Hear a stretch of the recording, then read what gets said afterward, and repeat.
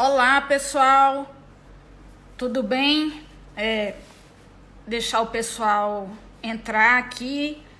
A gente está em mais uma live hoje do IBDFAN. E olá, boa noite. Aceitar aqui a Vera.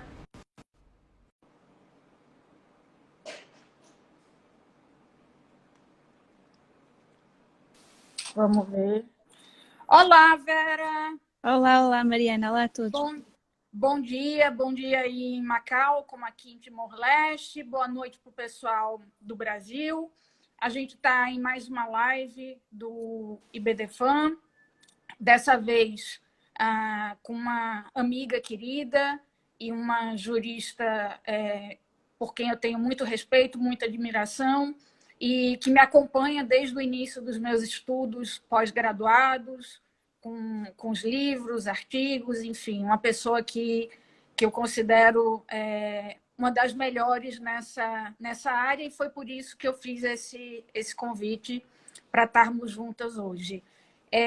A professora doutora Vera Lúcia Raposo, ela é mestra e doutora pela Universidade de Coimbra, também professora pela Faculdade de Direito da Universidade de Coimbra e professora também pela Universidade de Macau. A doutora Vera, ela é especialista em várias áreas. Eu a considero, digamos assim, uma eclética do direito, mas tem uma grande tônica nos seus estudos, no direito penal, nos direitos humanos e no direito da saúde e da medicina, que é o que interessa para a gente hoje. Aliás, nessa matéria de gestação de substituição, a Vera tem um livro publicado pelo Centro de Direito Biomédico, acho que já tem alguns anos, né? Mais Né, de 10, Vera? creio eu. Acho que Eu deve ter acho mais que de 10, deve ser de eu acho que 2006.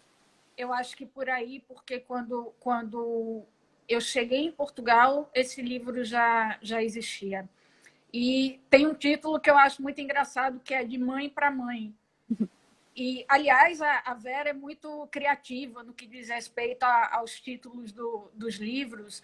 A tese de doutoramento dela, que é na área de direitos reprodutivos, se chama Direito à Imortalidade. Tem um artigo que eu me lembro bem, que é sobre embriões excedentários, que chama Podes me trazer o menu, por favor? Que eu Quero acho escolher o meu embrião. sim. Tem também a tua dissertação de mestrado, que é o Poder de Eva, né? O poder de Eva, essa não é sobre direito médico, era sobre. Comecei Direitos com os direitos, políticos, né?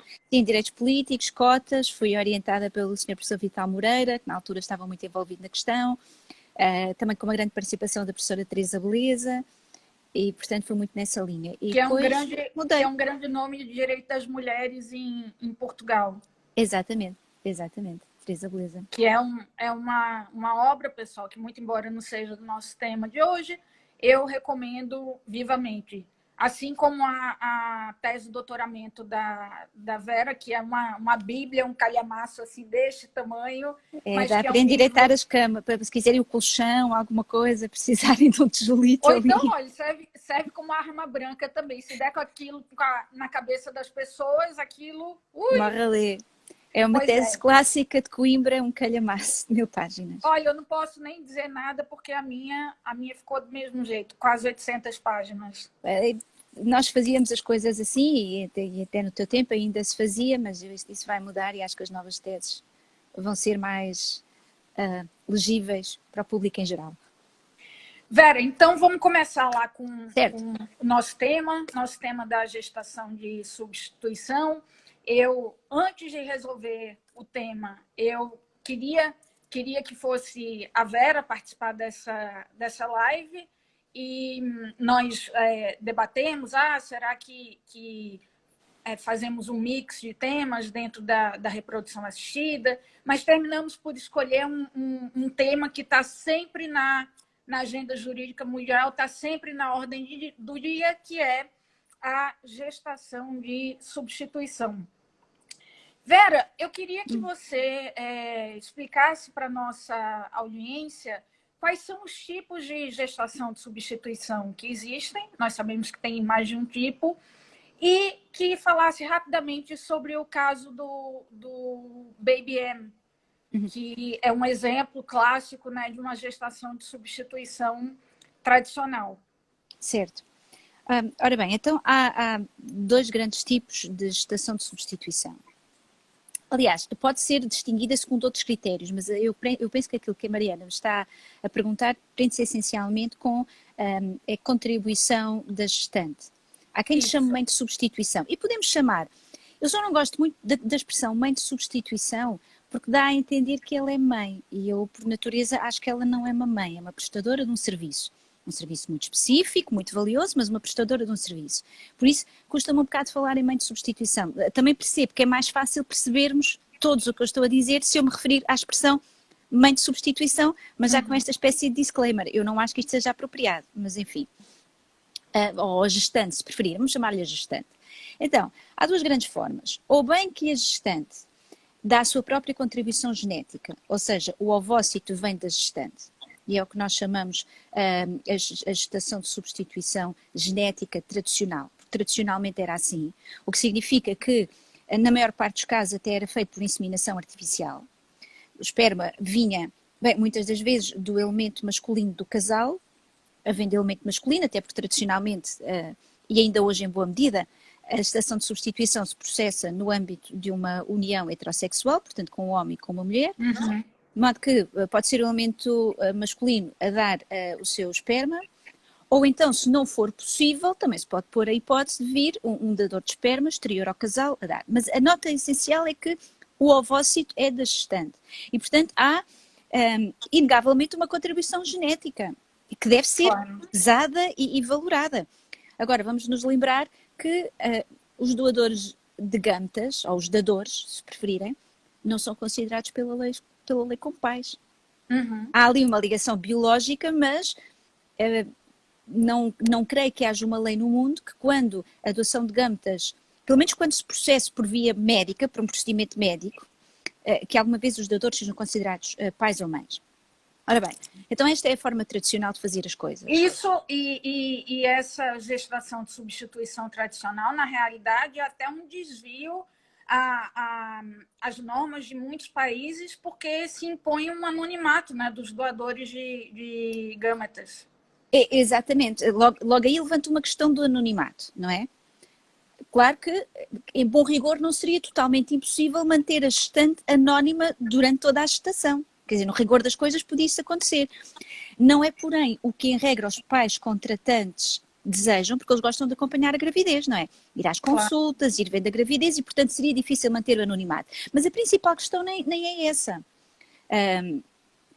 A principal questão prende-se com aquela ligação genética que estamos ali a criar entre a gestante e a criança, o que obviamente vai dificultar as coisas no momento de fazer a entrega da criança aos pais contratantes.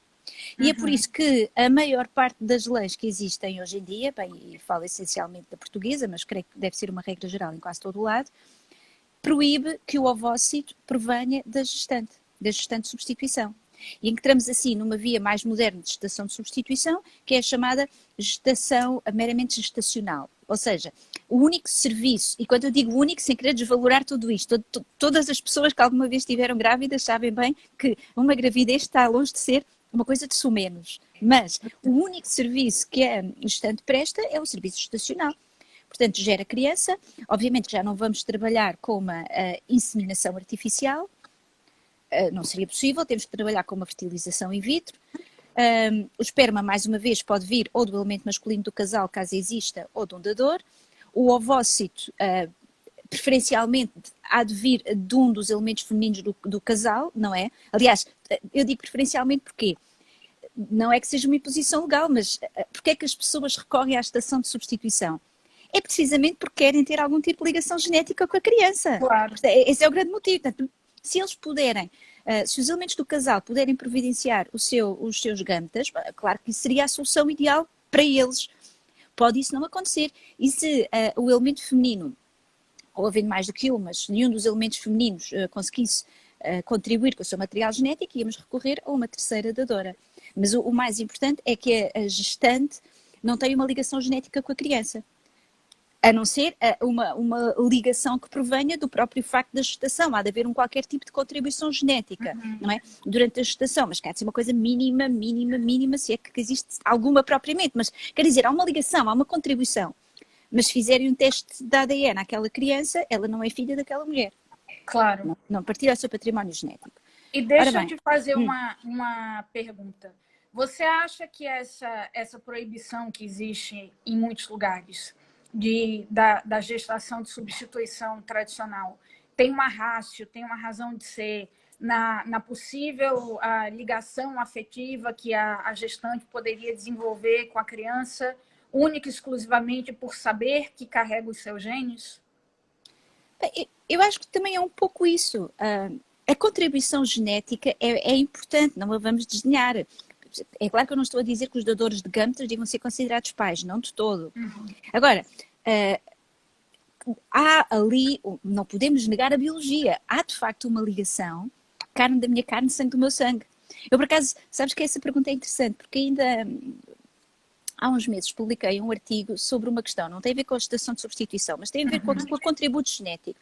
Porque houve um caso muito interessante em Singapura, que é a chamada wrongful fertilization, ou seja, um casal que recorreu a técnicas de procriação assistida, supostamente para usar o material genético do próprio casal, os ovócitos e o esperma, e na clínica fizeram uma troca e, portanto, em vez de usar o esperma daquele homem, usaram o esperma de um dador que lá estava. O que fez com que a criança, por sua vez, nascesse com traços fisionómicos completamente diferentes dos pais, até inclusivamente étnicos. Portanto, não é tu olhas para aquela família e vês há aqui qualquer coisa estranha. Não são pai e filho, não são mãe e filho. E, portanto, o caso foi a tribunal. E foi a primeira vez que o tribunal concedeu uma indemnização, porque os pais esperavam ter uma ligação genética com aquela criança e não tinham. Portanto, a ligação genética é importante. No caso da gestação de substituição, tens uma ligação gestacional da qual não consegues abdicar, aliás, por isso é que tu precisas da gestante de substituição, e depois a isto juntas a ligação genética. Eu creio que se torna mais difícil nesse quadro, não só a mulher abdicar da criança, que eu admito que não seja uma tarefa propriamente fácil, não é? Mas também, se caso for a tribunal, vir um tribunal dizer você tem que entregar a criança porque por contrato se comprometeu a isso. Caso de facto seja um regime jurídico onde não se admite o arrependimento. Execução específica, né? Exato, seria mais difícil. Quer dizer, já assim é muito difícil. Atenção, execução específica nestes contratos é uma coisa complicada.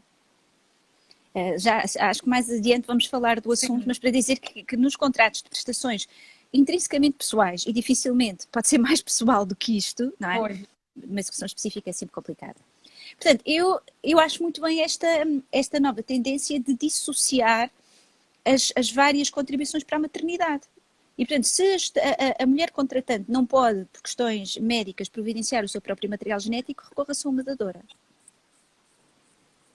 Penso que talvez essa questão... obviamente, é preciso um preparo psicológico e, como tu falaste há pouco, uma gravidez não é como ir fazer um passeio no parque, aquilo acarreta alterações hormonais na mulher.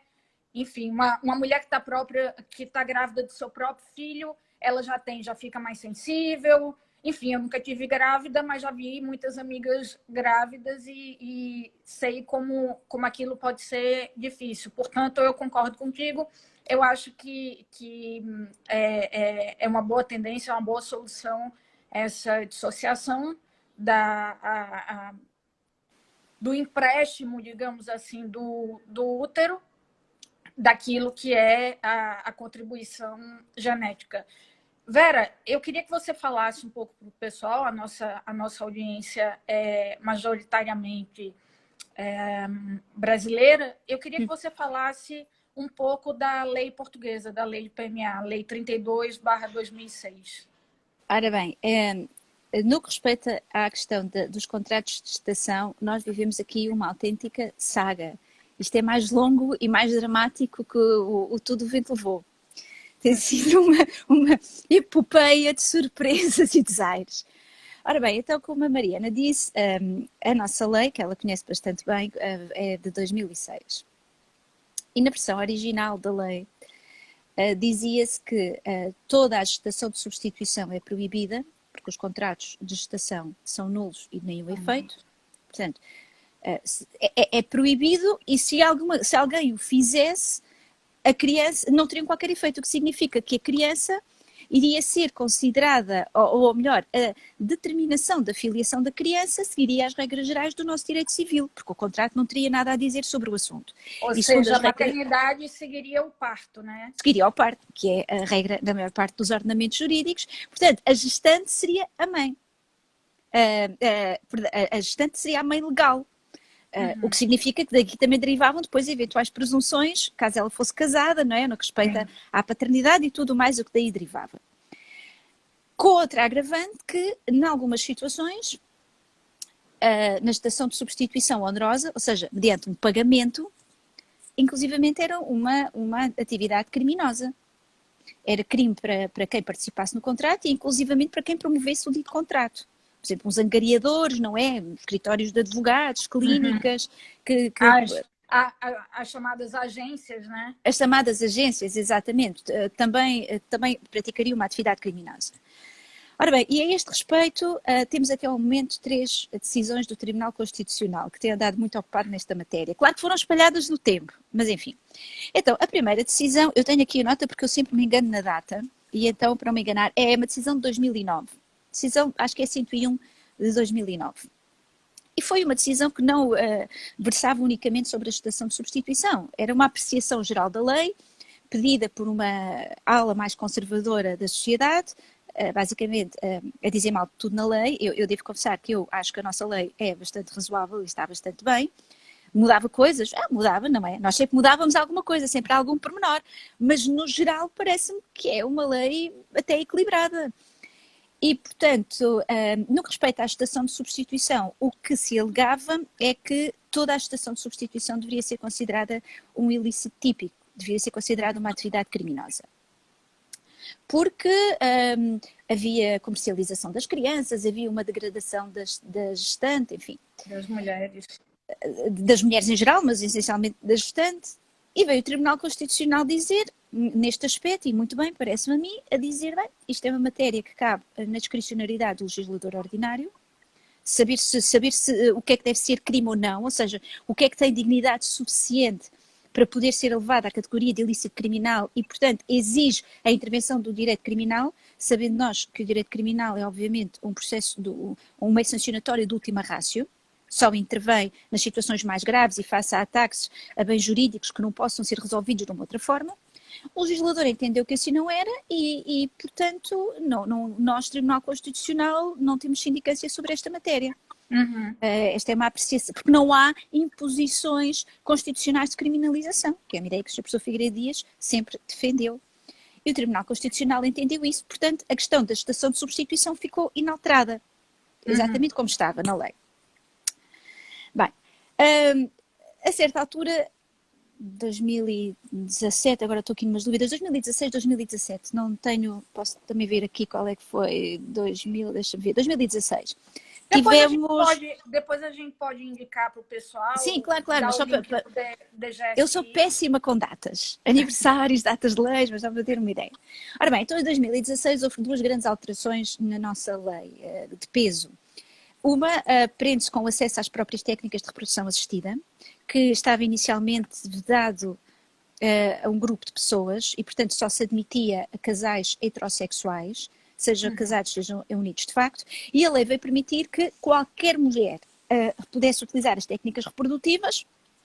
Entenda-se, isto abrange, obviamente, um casal heterossexual, como de antes, mas abrange também mulheres sozinhas e mulheres que estejam numa união com uma pessoa do mesmo sexo. E que podem até estar casadas, porque, entretanto, o casamento do mesmo sexo também é legítimo em Portugal. Bem, essa foi, obviamente, uma grande alteração. Mas aquela que nos interessa hoje na nossa discussão foi o facto de se admitir, em alguns casos contados, a gestação de substituição. E eu digo casos contados porque havia requisitos, não é? Havia uma série de requisitos regulados no artigo 8º da lei. Eu confesso que, quando vi aquela alteração legal, foi assim uma espécie de eu gosto disto e fico muito contente, ou é uma grande desilusão? Ou seja, de certa forma fiquei muito contente, porque desde 2006 que eu andava a dizer A defender que era possível, é né? preciso aceitar a estação de substituição. Portanto, nesse aspecto foi uma coisa boa. A regulamentação era tremendamente insatisfatória. O que o legislador fez foi, está bem, vamos admitir isto, mas isto é mais ou menos um contrato como os outros e, portanto, não vale a pena regulamentar. Deixamos às partes as regras do Código Civil e o legislador lava daqui as mãozinhas, passando a batata quente para quem? Passando a batata quente para os tribunais. Para o nosso Conselho Nacional de Procriação Medicamente Assistida, que tem feito brilhante trabalho a evitar conflitos. Eu me lembro bem que logo que saiu a lei, eu escrevi um artigo com o nosso amigo Eduardo Dantas. E nós citamos muito um artigo que tu tinhas escrito, acho que poucas semanas antes, exatamente falando os pontos problemáticos da lei, exatamente pela falta da regulamentação contratual. Mas antes da gente falar dessa parte do contrato em si, eu queria te colocar uma questão.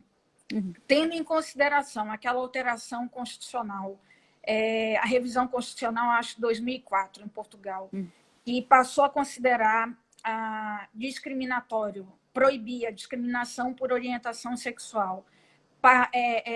Não achas que a vedação, a não abertura da gestação de substituição da procriação medicamente assistida aos casais homossexuais e aos homens solteiros não configuraria uma discriminação inconstitucional? Bem, eu tenho achado isso desde sempre. Desde o momento que nós andávamos a fazer, a discutir a questão do casamento do mesmo sexo, e com todos os... Eu sei que isto é um bocadinho longe da questão, mas para te enquadrar. E todos os argumentos que aí vieram, porque agora admitimos o casamento do mesmo sexo e depois os homossexuais... Mas proibimos a adoção. Mas proibimos a adoção porque eles vão comer criancinhas e, obviamente, a reprodução assistida e o que é que vai acontecer. Ou seja, desde essa altura, me parece a mim que falta um fundamento legal que não tenha a ver com as nossas preconceçõezinhas e os nossos preconceitos para... continuar a fazer esta diferenciação. É claro que nós sabemos que nem todas as diferenças de tratamento são infundadas. Claro. Poderia haver uma razão, hipoteticamente, poderia haver uma razão para dizer, olha, não, os homossexuais, as pessoas do mesmo sexo não podem casar, ou não podem adotar, ou não podem recorrer à procriação assistida. Eu estou aberta a essa possibilidade. Tem um fundamento razoável e racional, né? Eu estou aberta a aceitar isso. Apresentem-me o dito fundamento, não é? E até agora não há nada. É uma coisa, o bem-estar da criança. Não há, tanto quanto sei, não é? Não sou propriamente psicóloga, psiquiatra, mas não há estudos que comprovem. Tudo que eu estudei, eu posso falar, tudo que eu estudei até hoje de estudos psicológicos de crianças criadas por casais de lésbicas e casais de gays, não mostra nenhum tipo de diferença nas crianças criadas por casais heterossexuais. A não ser algum problema com preconceito que sofrem pelos outros. Não é um problema da criação em si. O problema é do preconceito que sofrem fora de casa. Como existe também sofrimento psicológico para crianças afrodescendentes que sofrem racismo, claro. Por aí vai. Exatamente. Aliás, esse foi o grande argumento. Quando foi a questão da legalização do casamento do mesmo sexo, eu escrevi uma coisa que era a crónica de um casamento anunciado, está publicado pelo nosso amigo, como amigo, o professor Jonatas Machado, foi o editor, e acho que também foi o professor Guilherme de Oliveira e a minha colega Rosa Martins. E eu também abordava um bocado essa questão das crianças e o meu argumento era exatamente isso. Vamos por isso do preconceito e de como a sociedade está atrás de pessoas, então vamos proibir uma data de coisas. Portanto, claro, não vamos por aí. Mas, enfim, até porque depois havia uma outra questão. A própria redação do artigo 6º da lei, que é o artigo que define quem é que pode aceder às técnicas, que não tinha sido alterada com o casamento do mesmo sexo, veio a lei do casamento do mesmo sexo, aquela redação não foi alterada, e em bom rigor não estava proibido que, pelo menos, se eles fossem casados, as pessoas que fossem casadas pudessem recorrer às técnicas de procriação assistida. Porque a lei só fazia a diferenciação, só impunha que fossem de sexo diferente para as pessoas não casadas, por um motivo. Porque quando a lei foi feita não havia casamento do mesmo sexo. Havia uniões, de facto, do mesmo sexo, isso já tínhamos, e, portanto, a lei teve que fazer aquela diferenciação. Mas depois, a lei não foi alterada e, portanto, eu já defendia, tenho defendido, que desde que se admitiu o casamento do mesmo sexo, em bom rigor, duas pessoas do mesmo sexo casadas poderiam recorrer à procriação assistida. Mas bem, isto para te dizer Tudo que me aquilo enquadro que não está perfeitamente. proibido está permitido, né? Exatamente, nessa linha. Depois houve aqui grandes argumentações, artigos e tudo mais. Bem, enfim, agora a lei já, como alterou e explicou quem é que pode e não pode, veio esclarecer a questão. Por um lado é bom, admite mais gente, por outro lado põe-se aqui a questão das uniões do mesmo sexo. Bem, eu acho, do mesmo sexo masculinas, eu acho uma coisa. Vera, tem alguém pedindo para você falar um bocadinho mais eu devagar. sei, é um problema. Uma mulher fala muito. É a Rosa, não é? Oh, Rosa, desculpe lá. Uma mulher fala muito. Uma jurista fala muito. E nós temos tanta coisa para dizer que eu vou falar mais devagar. É sempre uma questão para mim. Ora bem, então o que é que eu estava a dizer? Na maior parte dos ordenamentos jurídicos, na verdade, tendem a admitir que mulheres sozinhas ou casais de duas mulheres possam recorrer às técnicas reprodutivas, mas no caso dos casais de homens ou de um homem sozinho, vamos pôr a hipótese, há aqui sempre um problema grave, não é? Que é a questão, o homem não tem útero. E, portanto, mesmo, repara, no caso, por exemplo, de um casal de duas mulheres, só há uma questão a discutir, que é a questão de saber se duas pessoas do mesmo sexo podem ter uma criança.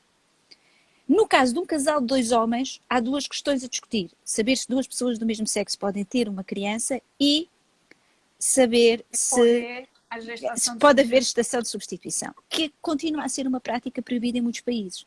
Portanto, isto já não tem a ver, no caso dos dois homens, segundo vejo, já não tem a ver com a questão da discriminação entre orientação sexual, não tem a ver com isso, até porque se fosse esse o motivo, a lei portuguesa teria igualmente proibido duas mulheres.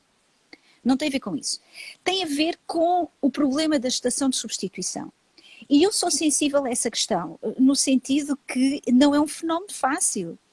Há aqui muitas coisas envolvidas, há um equilíbrio de interesses muito complicado e tem que ser muito bem regulamentado, coisa que nós não fizemos.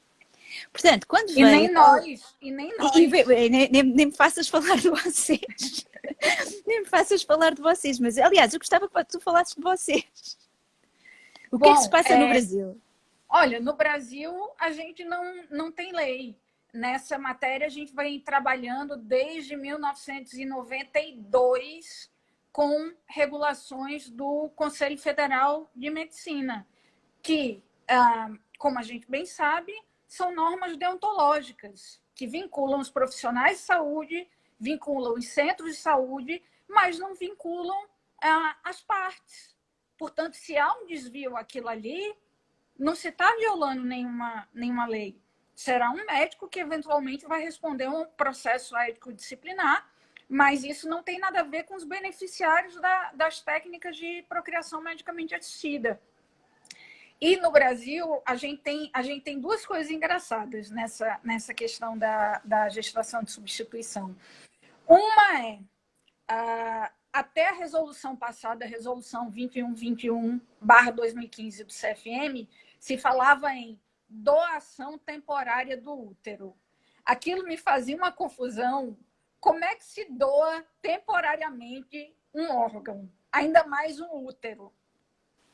E ainda bem que trocaram agora na resolução 2168 de 2017, mas no provimento do CNJ, que é o que regulamenta o estabelecimento da filiação, ainda está lá doação temporária do útero. Então, alô, pessoal do CNJ, vamos mudar isso aí, porque isso é no máximo engraçado, mas isso tecnicamente está completamente errado. Uma outra coisa também, Vera, é permitida a gestação de substituição. No caso dos casais heterossexuais, apenas de forma subsidiária, portanto, apenas se o membro feminino do casal não puder engravidar, por alguma razão, é que se vai poder recorrer a uma gestação de substituição. No caso das uniões homoafetivas de homens, se pode recorrer à gestação de substituição sem qualquer tipo de problema, até porque mesmo que os homens sejam férteis, eles não têm útero, como você falou, Claro. eles sofrem daquilo que você fala na tua tese de doutoramento de infertilidade social. E, portanto, é permitida a gestação de substituição, mas a gestante de substituição tem que ser parente de pelo menos um dos membros do casal, e aí um outro erro da resolução do CFM em um parentesco consanguíneo de até 4º grau. O nosso Código Civil de 2002 reconhece em igualdade o parentesco consanguíneo, o parentesco adotivo, que para nós está dentro do parentesco, a adoção, e o parentesco socioafetivo. Nós temos uma cláusula aberta de parentesco por outra origem no nosso Código Civil. Portanto, é um equívoco que eu considero bastante grave se permitir apenas as parentes consanguíneas. Portanto, aquilo eu nem considero consanguíneo, eu considero o parentesco.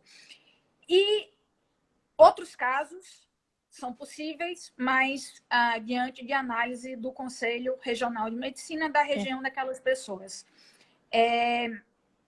Uma coisa que eu queria te perguntar é se você acha, eu li em algum lugar, não sei se foi no artigo, não sei se foi na tua tese, que você considera a questão de exigir um parentesco mais problemática do que se não tivesse um parentesco. Eu queria que você comentasse isso para a gente. Completamente, aliás, eu ia precisamente pegar nisso. Eu acho que nos contratos de gestação, no tal equilíbrio de interesse que tem que existir, uma das coisas que se tem que assegurar é que não existe o domínio de uma das partes sobre a outra. Portanto, nenhuma parte está em situação de possível abuso contratual, abuso de poder. E esse possível abuso pode derivar, no caso da gestante substituição, de ser a vítima desse possível abuso, ele pode derivar essencialmente duas coisas. Um poder económico de uma das partes ou um poder de pressão afetiva. Ou seja, poder económico, imagina, vamos àquele cenário que aparece muito nos filmes.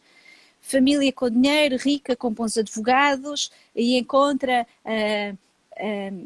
uma senhora pobre, analfabeta. Isto eu acho que já não se passa assim, mas vamos pôr o cenário. Que tem que pagar, tem um marido doente, tem que pagar uma conta de hospital astronômica. Exato, uma coisa assim. Portanto, é pressionada pelas circunstâncias, tem que fazer aquilo para ganhar dinheiro. Também há estudos que demonstram que cada vez, se alguma vez isto se passou, porventura sim, e ainda se passará, cada vez menos assim não é? Isto não é de todo o retrato clássico da gestante de substituição, mas pronto. Portanto, há aqui uma inegável pressão económica, não é? Ela tem que fazer uma coisa porque precisa do dinheiro. Por isso é que eu também acho que, por exemplo, eu não tenho nenhum problema em que a gestação de substituição seja paga. Eu sei que naquele livro de Mãe para Mãe eu dizia que não devia ser pago, mas caramba, só um burro é que não muda de ideias. Eu hoje acho, não vejo nenhum problema em ser pago, porque é um serviço, é pago. Também acho que não pode ser pago de uma forma tão exorbitante que as pessoas se sintam tentadas a fazer disso como um lucro fácil. Porque, obviamente, reparem, é claro que, como em todo o lado, há pessoas pouco escrupulosas que vejam neste serviço uma forma de ganhar lucro fácil. Isso vai acontecer. Um nicho de mercado. Um nicho de mercado, e agora vou fazer disto minha profissão, não é? Vou aqui ganhar dinheiro. Pronto. E também não é a minha ideia com isto, não é? O contrato de gestação não é para ser uma profissão. Pronto. Essa é uma questão. E, portanto, eu acho que, sendo pago, deve haver depois aqui algum limite nos controles, não é? Para pagar milhões, coisas assim. A outra questão que ainda é mais premente do que essa questão de dependência económica, é uma questão de dependência emocional. Para, quando a gestante de substituição é familiar de um dos elementos do casal, eu vou só aqui tirar o som, porque senão vamos estar a ouvir o meu telefone. De um dos elementos do casal, não, porque eu tenho isto. De um dos elementos do casal, o que se passa é que é muito fácil ela ficar sujeita a pressões que podem ser muito mais fortes do que a económica. Há casos desses, muitas vezes vivem juntos, chalei em casa, fazer chantagem emocional, mas eu não me oponho a que a gestante de substituição tenha contactos com a criança e possa ver crescer de vez em quando, receber fotografias. Acho que se todos se derem bem, se as coisas ficarem esclarecidas na cabeça das pessoas desde o início, isso é muito interessante. No Brasil, a gente tem a multiparentalidade, né? Que agora pode existir a multiparentalidade ab início. Há muitos casos de casar, não é gestação de substituição, mas há casos por exemplo, casais de lésbicas que têm um doador conhecido, um amigo, por exemplo, que quer ser pai, e entram todos, edificam aquele projeto parental, e desde que, isso que você está falando, as pessoas estejam esclarecidas, as pessoas tenham se planejado para saber como aquilo funciona, enquanto estão se dando bem, eventualmente na separação do casal, eventualmente, eu acho que tudo isso, esses nossos novos modelos familiares e as novas tecnologias da medicina reprodutiva que surgem, tudo isso tem que ser muito bem planejado, muito bem pensado. A gente tem que sempre se planejar para o pior e esperar pelo melhor. Não, claro, e nota, mas eu nem estava a falar de uma questão de incluir a gestante de substituição nesta parentalidade. Mas quer dizer, os pais contratantes podem não querer. Claro. Não quer, é a nossa família, não quer. Mas, por exemplo, eu recordo-me ano passado, fui a Barcelona, que a Espanha também estão a discutir a questão, e tive o enorme privilégio de conhecer várias famílias que foram criadas a partir de uma gestação de substituição, feita no estrangeiro, porque em Espanha não é permitido, e o que essas famílias faziam, escreviam às gestantes de substituição, mandavam fotografias, há esse acompanhamento, mesmo não sendo parte da família, não é? Não é uma questão de parentalidade. Não rompiam por completo, como se fosse assim, eu te vendi o meu carro e nunca mais sei de você Exato, não era isso. Mas isso também é perfeitamente legítimo. Se os pais contratantes quiserem isso, porque isso tem que ser uma decisão dos pais contratantes e também da gestante de substituição, mas basta que os pais contratantes não queiram. Eu penso que é perfeitamente legítimo. Que não sabem que nasceram por reprodução assistida, não sabem que nasceram por gestação de substituição. Claro, em Portugal muitas, porque nós temos a regra de tendencial anonimato do dador, portanto não, haverá certamente. Mas a questão é que se a gestante é um membro da família, isso é impossível. A quantidade de tensões que vai haver naquela família, claro, porque tens uma pessoa que está sempre ali, sempre ali. E eu acho que isso não é nada saudável, nem para a gestante, nem para os pais contratantes, nem para a criança. E, portanto, para mim, essa é a pior das hipóteses. Chegou a ser sugerido em Portugal, não está na lei atual, mas com as voltas que isto dá. E já agora, porque estou a ver o tempo passar, eu só gostava de terminar a nossa saga do Tribunal Constitucional, está bem? A nossa epopeia constitucional. Ora bem, então veio aquela alteração legislativa que estávamos a falar, e como te digo, a regulamentação, de facto, tinha muitos buracos, aquilo não estava bem feito, portanto não é de estranhar que tenha ido ao Tribunal Constitucional. Eu estou a tentar falar devagarinho, com um grande autocontrole sobre mim própria, mas se eu começar a falar de eu já estou assim. com o ouvido acostumado, mas eu me lembro quando eu cheguei em Portugal, eu tinha que olhar para a boca dos professores, senão eu não conseguia. Eu sei, é um problema e eu sou alentejana, mas falo muito rápido. Portanto, se eu começar a falar depressa e não ouvir os comentários, faz-me assim, Mariana. Eu já sei que os meus alunos fazem-me sempre pois assim. É. Muitos dos meus alunos também não têm português como língua, eles não têm português como língua materna e, portanto, volta e meia já vejo lá na sala uns bracitos. Ora bem, então, a questão foi ao Tribunal Constitucional e o Tribunal Constitucional disse, a ver se eu não me esqueço de nenhum, disse que a lei era inconstitucional, enfim, algumas normas da lei, não toda, algumas soluções no que respeita à gestação de substituição, por 4 grandes argumentos. Primeiro, falta de clarificação, falta de regulamentação, totalmente de acordo, não é? Portanto, a lei veio dizer umas coisas sobre o contrato de gestação, assim, uns esclarecimentos, mas depois deixou, como dizíamos há pouco, as partes que façam o contrato quer dizer, não bem como entenderem, porque sempre ficou estipulado que o Conselho Nacional de Procriação Medicamente Assistida deveria apresentar um modelo de contrato. E é o que te digo sempre, o nosso conselho tem feito um trabalho excelente, senão íamos ter muito mais casos em tribunal. Mas quer dizer, não havia balizas legais e tratou este contrato como qualquer outro contrato. Portanto, parece que há execução específica, mas ninguém sabe muito bem como, nem sequer está tão explícito assim quem é que são os pais legais. Eu acho que o que a lei diz, e há bons fundamentos para isto, é que os pais legais são os pais contratantes e, portanto, não há qualquer possibilidade de arrependimento da gestante. Quer dizer, eu acho, com base numa interpretação da lei, que me parece razoável e creio que toda a gente concorda, mas a lei não diz preto no branco. O legislador teve medo de assumir uma posição num tema que já sabe que divide. E deixa eu te perguntar uma coisa, Vera. Você acha que não deve existir arrependimento em momento nenhum? Tipo assim, é uma lógica de pacta sunt servanda, assinou e acabou? Não, já lá vou porque isso é o outro argumento. Portanto, o primeiro argumento, já lá vou pegar nisso. O primeiro argumento é, a lei não clarifica suficientemente a questão, portanto deixa as partes numa incerteza jurídica, totalmente de acordo com o tribunal. Segunda questão, a lei diz que dá alguns requisitos para o contrato de gestação ser válido. Uns são mais importantes que outros, verdade seja dita, e depois diz, a violação destes requisitos implica a nulidade do contrato. Bem, há de haver requisitos que são muito importantes e que podem implicar a nulidade, outros nem tanto. Por exemplo, o contrato tinha que ser celebrado na presença, agora já não me lembro exatamente quem, mas não era assim uma coisa tão importante. E, portanto, impor a nulidade como sanção para tudo... Seria um vício que você considera sanável, né? Claro, há vícios que são perfeitamente sanáveis, meras formalidades. Com a agravante que se o contrato for nulo, então já não seriam os pais contratantes, os pais daquela criança, mas a gestante de substituição. E daqui deriva que isso poderia resultar da violação de um requisito que não era assim tão importante. Estás a ver, mais, a incerteza jurídica que se gera aqui numa matéria, questões de filiação, que é do primordial interesse da criança.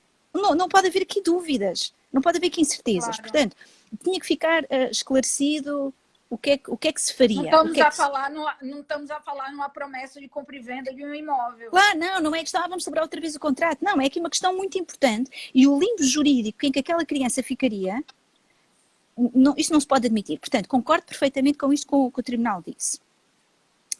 Depois, agora entramos aqui nas zonas cinzentas. Anonimato dos dadores e da gestante de substituição. A lei portanto, não alterou as regras do anonimato e, portanto, mantém-se o anonimato dos dadores, e já sabes, pode haver dadores num contrato de gestação, e da gestante de substituição. E agora veio o Tribunal Constitucional dizer, isto do anonimato é inconstitucional, que é curioso, porque quando o Tribunal Constitucional se debruçou pela primeira vez sobre esta questão, não considerou o anonimato inconstitucional. Eu acho que não deve haver anonimato, já te digo, acho que não deve. Porque, mais uma vez, tudo isto tem que ser pensar no interesse da criança, e eu acho que no interesse da criança é que não haja anonimato. Mas isto tem que ficar bem esclarecido desde o início. Também acho que há motivos que justificam que o Tribunal tenha mudado de ideias. Houve muita gente que veio dizer, o Tribunal Constitucional está a ser hipócrita. Porque em 2009, quando eram apenas os casaizinhos, o senhor e a senhora, que podiam recorrer, vamos lá proteger esta família e o dador que fica anónimo. Mas agora, como temos novas famílias, as mulheres sozinhas, as mulheres do mesmo sexo, agora já não pode haver anonimato. Eu confesso que não acho que seja isso. Não acho nada que seja essa questão. Acho que há dois grandes motivos. Para já, a própria composição do Tribunal Constitucional era diferente. Quer dizer, nós sabemos que é importante haver estabilidade jurídica, mas mal seria que, tendo nós novos juízes, eles tivessem que continuar a pensar exatamente da mesma forma que os anteriores. Claro. Não. Mas depois há outra questão, quer dizer, mudam-se os tempos. E eu acho que o anonimato já era muito importante em 2009, mas hoje é sobretudo muitíssimo importante. Ou seja, a questão de não haver anonimato, toda esta discussão. Já se falava dela antes, mas hoje em dia fala-se muito mais. E mais, hoje em dia, a regra do anonimato, quer dizer, é quase law in the books, porque na prática não é assim. Tu recolhes ADN, envias para uma daquelas empresas que fazem árvores genealógicas, genéticas, e facilmente podes rastrear quem são as pessoas com as quais tens afinidade genética. Mesmo com os contratos onerosos, Vera, pelo menos no Brasil, a Priscila Gapita tabeliando do 29 notas, que eu considero a melhor tabeliando mundo, melhor cartório do Brasil, ela acabou de falar uma realidade. As pessoas celebram contratos onerosos. Agora, resta saber, no Brasil, se isso for bater em tribunal, se esse contrato vai ser considerado válido ou não. Mas atenção, a história da onerosidade nunca se falou aqui no Tribunal Constitucional. O seu contrato era oneroso, ou seja, segundo a lei, o nosso contrato tem que ser gratuito, mas isso nem foi levantado pelo Tribunal Constitucional. E pronto, também que queres que te diga, eu acho que eu não apoio a que haja pagamento, mas também não faço disto um cavalo de batalha, o que seja, não vejo a questão. Portanto, temos esta questão do anonimato. E depois temos aquilo que tu me estavas a perguntar. Veio o Tribunal dizer, a lei é inconstitucional porque não admite o arrependimento da gestante de substituição, violando os direitos de personalidade da gestante, a sua autodeterminação, blá, blá, blá, blá, blá, blá. E eu digo-te uma coisa, eu tenho para mim que se a biologia fosse diferente e a gestante de substituição fosse um homem, ninguém vinha com esta história do arrependimento não ser um problema. Porque celebrou um contrato e que num contrato tu me vinculas a cumprir uma determinada coisa e se não cumprires tens penalizações. Claro. De modo que esta ideia, vamos proteger a gestante de substituição, as mulheres, e permitir que ela se arrependa, eu acho isto tremendamente paternalista. E acho que só se coloca porque a gestante é uma mulher. Esta é a minha opinião. Dito isto, o que eu te vou dizer é o seguinte. Eu não vejo grande problema em que haja arrependimento ou não haja arrependimento. Tendencialmente, eu prefiro um modelo onde não há arrependimento da gestante de substituição. Eu sei que não é... Deixa eu te perguntar uma coisa. Você acha que não há arrependimento depois que ela engravida? Ou ela poderia se arrepender antes de começar? Vamos imaginar, ela fez um primeiro ciclo de FIV e nenhum embrião que foi implantado vingou, digamos assim. Ela não poderia, partindo do princípio de que não há gravidez, portanto, o interesse maior daqueles beneficiários não estaria em jogo ainda? Será que ela não poderia se arrepender e, de repente, ter uma penalização econômica? Não, claro que sim. Atenção, eu só me estou a referir após o nascimento, porque, em bom rigor, o arrependimento, vamos analisá-lo em 3 momentos. Antes da transferência uterina, o caso que me estás a dizer, pode-se arrepender. Aliás, segundo a interpretação feita da nossa lei, não está lá expressamente, mas é a interpretação que se faz, em qualquer situação de procriação assistida, qualquer caso, mesmo fora a gestação de substituição, as partes podem se arrepender até ao momento da transferência uterina. Não é o que a lei diz, porque a lei expressa-se mal, mas é este o entendimento. Portanto, claro que sim, que se pode arrepender, eventualmente pode haver uma penalização económica, eventualmente, não sei. Também dependeria de saber se os pais de gestação já gastaram algum dinheiro, se sofreram danos morais, que tinha que ser avaliado no caso concreto. Claro. Durante a gestação, ela anafaticamente pode se arrepender, porque não se pode obrigar uma mulher a continuar uma gravidez. Sobretudo em Portugal, onde tens o aborto a pedido nas primeiras 10 semanas, sem qualquer motivação. Também acho que nessas situações pode haver casos em que haja responsabilidade contratual. Uma coisa é ela dizer-se, olha, eu não posso prosseguir com a gravidez porque isto está a pôr em risco a minha vida, ou que está-me a causar vários problemas do foro mental, e se fosse comprovado por um médico, ou seja, se verificar uma das causas tradicionais de exclusão da ilicitude. Para mim não haveria responsabilidade contratual. Depois há o caso complicado, que é quando se diagnostica uma malformação na criança. Não temos tempo para falar sobre isso, mas é um caso complicadíssimo. Agora, se ela diz, olha, eu arrependo-me, estou aqui na 9ª semana, ainda me posso arrepender e, portanto, já não quero. Eu acho que há responsabilidade contratual. Portanto, não há um fundamento básico, é só porque ela mudou planos de vida, há de haver responsabilidade contratual. Mas pode fazê-lo. Por um capricho, não é? Por um capricho, eu quero, olha, já não quero. Conheci o homem da minha vida e, portanto, não quero fazer isto, porque ele não gosta, coisa qualquer. Bem, agora, depois de nascer, eu acho que não deve haver arrependimento. Eu sei que é uma solução muito pouco popular. Em Portugal quase ninguém concorda comigo. Eu só me lembro do meu colega... Eu concordo contigo, olha. Mas são os juristas portugueses que falam sobre esta lei. Quase ninguém concorda comigo. Por exemplo, o meu amigo Rui Cascão, que acho que também conheces e que está aqui em Macau, também concorda e também já escreveu sobre isto. Mas que o Rafael Vale Reis não Não, de todo. Rafael Vale Reis nada, André Pereira, a maior parte das pessoas não concordaria. Pronto, isto é o meu argumento. Eu acho que sim. Mas O também te André, eu digo, acho que ele é contra a gestação de substituição, eu penso. sim, eu acho que ele é tendencialmente contra, quer dizer, eu acho que ele é mais ou menos contra, poderia admiti-la, mas sobretudo teria que haver arrependimento. Sim, mas ele também não é muito favorável à prática. Agora, vou-te dizer uma coisa. Se houver um regime em que não há arrependimento, também consigo, perdão, em que há arrependimento tem que haver durante um tempo limitado. Sei lá, 6 semanas, por exemplo. Também não vejo que venha mal ao mundo. Ou seja, eu preferia que não houvesse arrependimento, mas também não vejo mal ao mundo. O que é muito, muito importante é que isto fique totalmente claro da lei, que neste momento não Com está. certeza, com É certeza. importante que as partes saibam desde o início quais os direitos e as obrigações, o que é que podem contar, o que é que têm que fazer. E neste momento, os desgraçados que se aventurassem num contrato de estação não sabiam o que é que lhes vai acontecer. Nem os pais Tudo podia contratantes, acontecer, nem estação de inclusive substituição. nada. Nada. Portanto, esta incerteza jurídica é o pior. Então, a lei teimou com isto, o Tribunal Constitucional teimou com estas questões, a lei foi alterada em diversos pontos e em 2019 voltou ao Tribunal Constitucional. Porquê? Porque não tinha o bom do direito ao arrependimento da gestante de substituição. E o Tribunal Constitucional disse, de forma não surpreendente, não há direito ao arrependimento, a lei continua a ser inconstitucional. E agora estamos aqui numa saga, percebes? Porque esta é uma questão complicada e muito interessante do ponto de vista constitucional. Tu tens uma Assembleia da República, um Parlamento, que é um órgão democraticamente eleito, que entende, na sua maioria, que não vai haver arrependimento. E nós todos podemos completamente discordar disto, mas é o que eles entendem, e eles são o poder legislativo. E tens o Tribunal Constitucional que explica, que diz, não, se não houver arrependimento, a lei é pura e simplesmente inconstitucional. E mais, nesta última decisão, nem sequer abordou de novo a questão, que eu acho que era o mínimo que a Assembleia merecia. Fez quase um copy-paste daquilo que tinha sido dito, do tipo, olha, eu já disse que é para haver arrependimento, se não há, nem venham cá. E pôs lá exatamente as mesmas coisas, sem avaliar a questão de fundo. Não os argumentos para aquilo. Exatamente, eu acho que valia, de novo, avaliar a questão de fundo e não foi feito.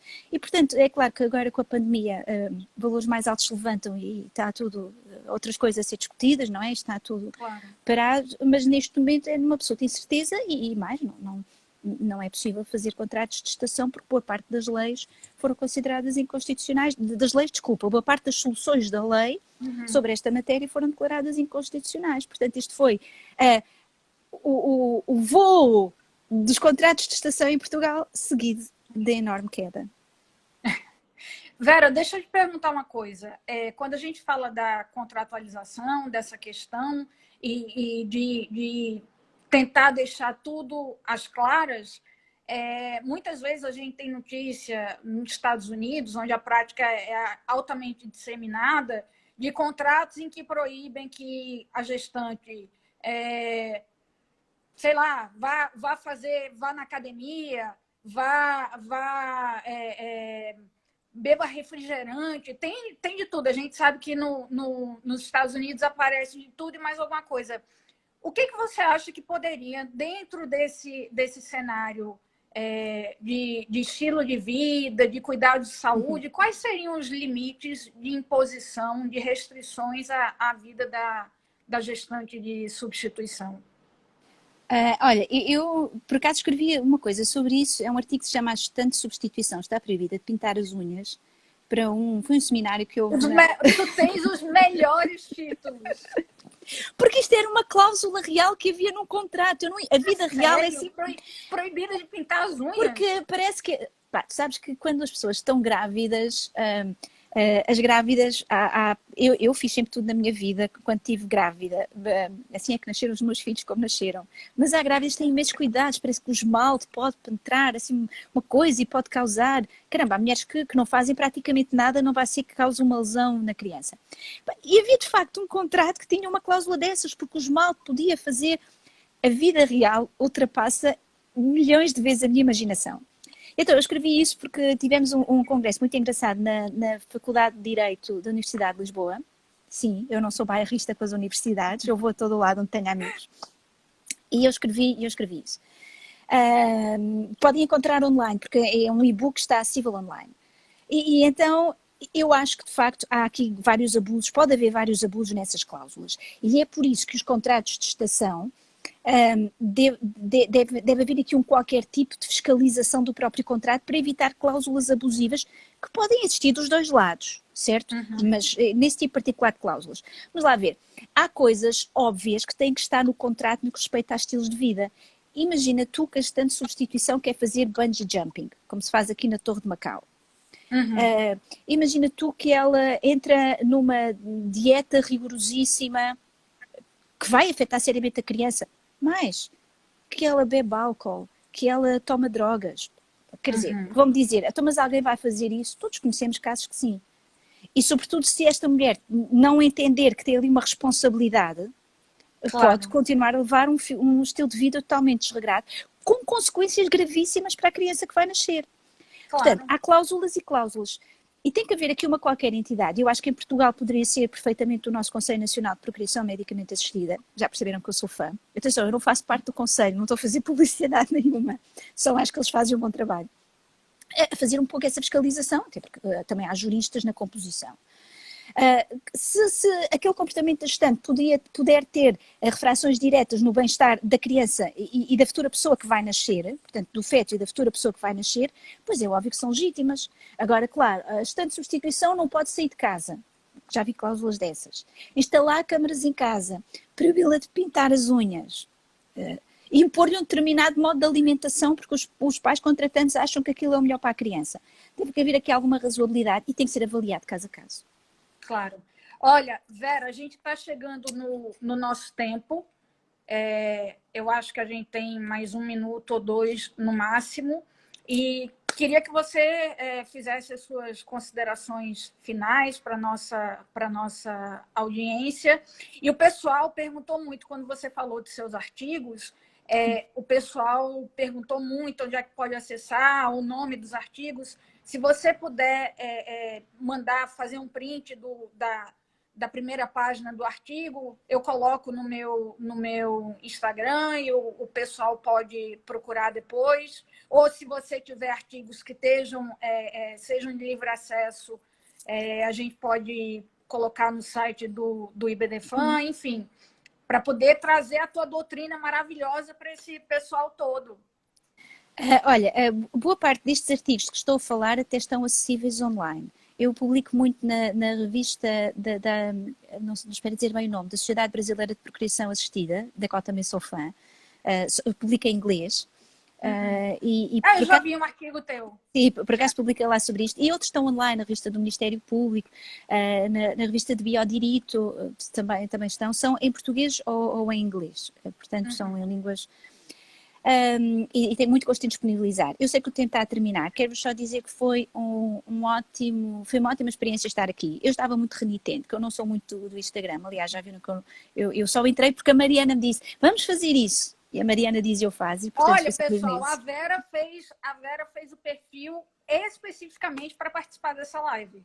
É verdade, então, vejam foi só por isso. A moral que ela está dando para o IBDFAN. Eu sou a super totó da tecnologia. Adoro escrevo imenso sobre tecnologia, mas não sei usar. Portanto, é assim que a coisa se passa. E quero-vos dizer que estes temas continuam a animar muito a discussão. São temas clássicos. Há sempre coisas para escrever, coisas novas para escrever, coisas novas para discordar. Eu discordo de muitas matérias com alguns dos meus amigos mais próximos. Por exemplo, aqui com a Mariana, basicamente temos estado quase sempre de acordo em tudo, mas falou-se há pouco do André Pereira, discordamos muito. Com o nosso amigo Eduardo Dantas, um beijinho, também discordo de algumas matérias. Eu também discordei, eu escrevi um livro com o Eduardo e a gente colocou as nossas a discordar. Discordamos. Mas eu acho que é dessa discordância que nasce a própria academia e o progresso e as boas soluções. Portanto, não temos todos que concordar, temos todos que nos ouvir. Claro, é verdade. Olha, Vera, muito, muito, muito obrigada pelo teu tempo que você disponibilizou aqui, a tua boa vontade. Eu sei que a gente teve aí que harmonizar o tempo aqui do Timor-Leste com o horário do Brasil e com o horário aí de Macau. Portanto, olha, muito obrigada, sempre maravilhoso te ouvir. Continua escrevendo e publicando, porque as tuas ideias são fantásticas e, assim, os títulos são tão bons quanto os artigos. Pessoal, eu vou ter que terminar mesmo, porque vai cair a ligação. Muito obrigado pela presença. Fiquem todos bem, com saúde e até a próxima. Beijinho. Bom dia, boa noite.